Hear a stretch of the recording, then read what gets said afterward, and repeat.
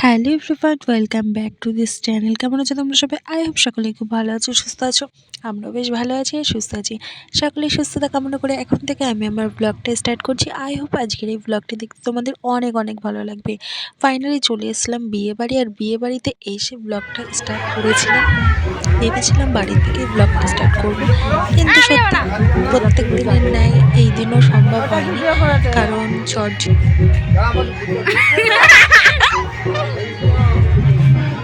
এই যে বড় কাকা, কাকা একটু হাই করে দাও। দুজনে আগে ম্যাচ ম্যাচ করে পড়েছে না।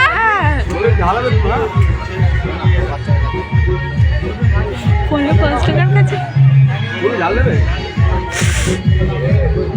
কারণ চটজলদি রেডি হয়ে বেরিয়ে পড়েছিলাম, কারণ তোমরা তো জানো যথারীতি এখন শীতকালে 4:45 নাগাদই এখন সন্ধে হয়ে যাচ্ছে, যার জন্য বেশি রাত করিনি। আর বেশি রাত করলে প্রচুর পরিমাণে ঠান্ডাও লাগবে, যার জন্য 7:30টার মধ্যে আমরা বেরিয়ে গেছিলাম। তো আসার সাথে সাথে কিছুটা ভিডিও ফুটেজ নিয়েছি। আমার জেঠিমা যেন দেখে মনে হচ্ছে কাশ্মীরে চলে এসেছি, এত পরিমাণে ভিডিও প্রথমেই তোমরা দেখতে পেয়েছিলে, সে জায়গায় আর ভয়েসটা দিতে পারিনি। আর ভিডিওর এখন ভয়েস দিতে বসেছি, কারণ ভিডিওটায় কিছুটা গান চলে এসেছিলো, আর গানের সাথে ভিডিও দিলে কপিরাইট পড়ে যাবে, যেই কারণে এইদিকে তো আমি, পুনু, মা, ওইদিকে মামন, পুনু সকলেই রয়েছে, সকলের সাথে একটু ভিডিও শ্যুট করে নিলাম। অ্যাকচুয়ালি এই সময়গুলোই তো একটু ক্যামেরা বন্দি করা। তো ফাইনালি এখন যে স্টলগুলো বসেছিল, ফার্স্টেই চলে গেছিলাম ফুচকা খেতে। জেঠু, আমি, মামন, পুনু, মা, ছোটোমণি, না ছোটোমণি দাঁড়ায়নি, আমরা সকলেই মিলে খাওয়া দাওয়া করে নিচ্ছি। ও জেঠিমাও ছিল, ওই দেখো ফুচকা। আমরা সকলে মিলে ফুচকাটা খেয়ে নেব, খুব বেশি না, ওই 4টে 5টা 10টা এরকমই, এর বেশি আর যাবো না। 10টা তো হবেই না, কারণ ওই 5 থেকে 6টা এরকম সামথিং, কারণ বেশি খেলে আর পরে ভাত টাত কিছুই খেতে পারবো না। তো এখানে মামন বোন আমার কিছুটা ভিডিও শ্যুট করে দিচ্ছিলো, আর এইদিকে কাকাও চলে এসেছিলো, কাকাকেও একটু ক্যামেরা বন্দি করে নিলাম। আর আমার কাকা নতুন ইউটিউব চ্যানেল খুলেছে। আমার কাকারে সকলে একটু, আমার যে কজন ফ্যান ফলোয়ার্স বন্ধুরা রয়েছে, সাবস্ক্রাইব রয়েছে, তারা একটু কাকাকে ফলো করে দিও। আমি কাকার চ্যানেলের নামটা আমার ডেসক্রিপশন বক্সে দিয়ে দেবো। যাই হোক, এখন দাঁড়িয়ে কয়েকটা ফুচকা খেয়ে নিলাম। এইটা নিয়ে হয়তো 3 নম্বর ফুচকা, এটাই বলছিলাম যে এটা খেয়ে আর খাবো না।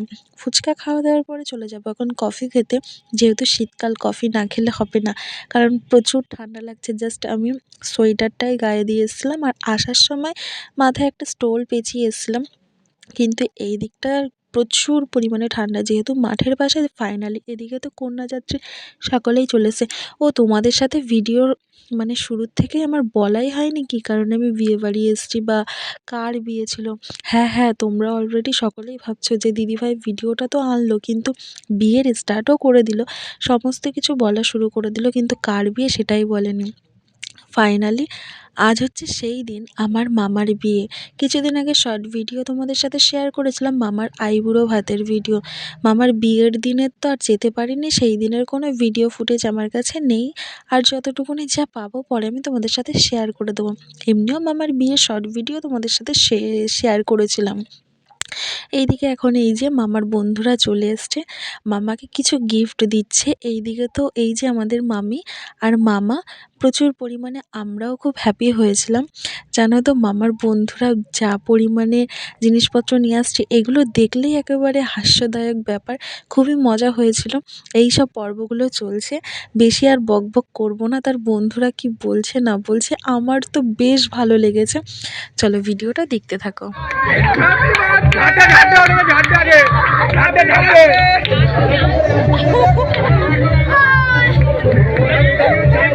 এই সংসার গুছিয়ে দিল তো এরা।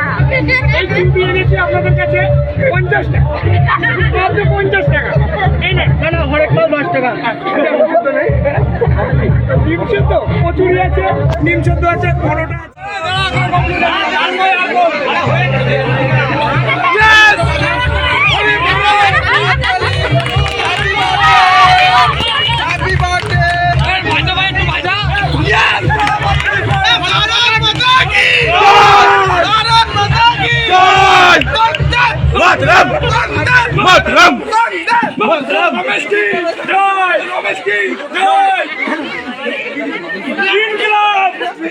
এইসব হাস্যকর ব্যাপার আর এত সুন্দর একটা মোমেন্টকে ক্যামেরাবন্দি করে নিয়ে এখন তাড়াতাড়ি করে চলে গেলাম খাওয়ার দিকে। কারণ ঘড়িতে তখন বেজে গেছে ৯টা।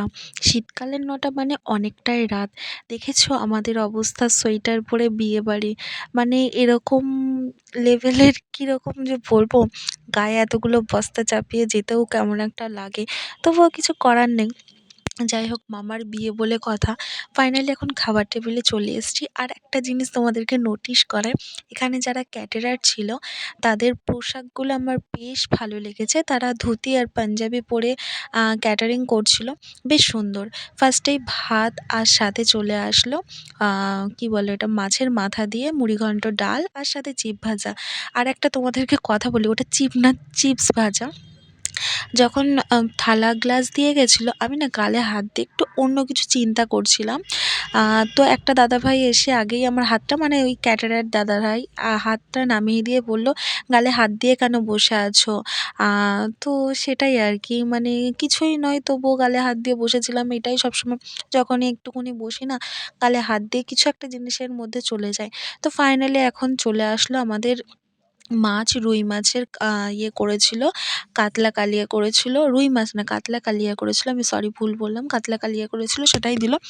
আর পটল চিংড়ি করেছিল, সেটাও খেতে সেই লেভেলের হয়েছিল, খুবই সুন্দর।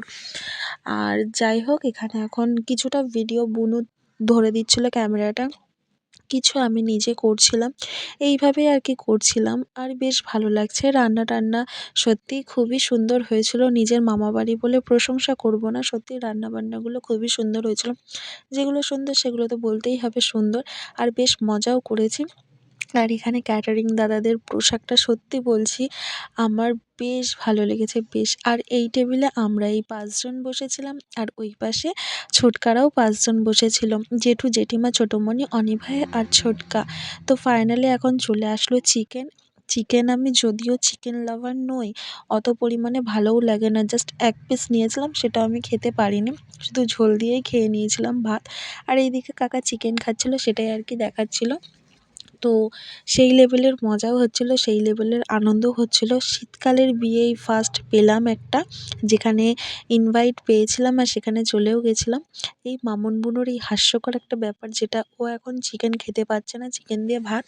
তো সেই কারণে ও বলছে যে আমি খাবো না। তো আমি বলছি, কেন নষ্ট করবি কেন? মামার বাড়ি এসেছিস, কত কষ্ট করে সব কিছু অ্যারেঞ্জ করেছে, খেয়ে নে, খেয়ে নে।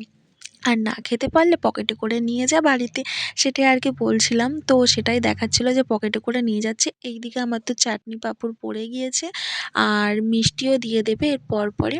যাই হোক, রান্নাবান্না খুবই সুন্দর হয়েছে, দুর্দান্ত হয়েছে। আর বেশ ভালোও লাগছে, যদিও আমি না টক জিনিসটা খেতে পারি না। তো এখানে যে আমার পাতে চাটনি পড়েছিল, পরে এটা মাকে তুলে দেবো। আর এইদিকে ব্লগগুলো কন্টিনিউ করছিলাম আমি। এই টেবিল একবার, ওই টেবিল একবার শ্যুট করছিলাম। আর মামার বন্ধুদের তো কোনো কথাই নেই, তাদের মানে সেই মামাগুলোও যা সিন তুলেছিল সেগুলো দুর্দান্ত। আর জানো তো, এইগুলোই বেশ ভালো লাগছিল। ফাইনালি এখন ফুলটুস ভাই আসার পরে ওর কাছে ক্যামেরাটা পাঠিয়ে দিয়েছিলাম। ওই একটু এই টেবিলের ভিডিও ফুটেজটা করে দিচ্ছিলো, কারণ খেতে বসে ওই টেবিল থেকে এই টেবিলে আসা আমার পক্ষে সম্ভব ছিল না। যাই হোক, এখানে আমরা খাওয়া দাওয়া করছিলাম, সেগুলোই আর কি ও তুলে দিল। ফাইনালি চলে আসলো মিষ্টি। আর সত্যি বলতে এই রসগোল্লা খেতে আমার ভীষণ ভালো লাগে। মানে খুব মিষ্টি না, এই রসগোল্লা স্পঞ্জ টাইপের হয়। তো ফাইনালি খাওয়া দাওয়ার পরে কোন পাগলটা আছে বলো তো, খাওয়া দাওয়ার পরে এই আবার কফি খেতে চলে আসে।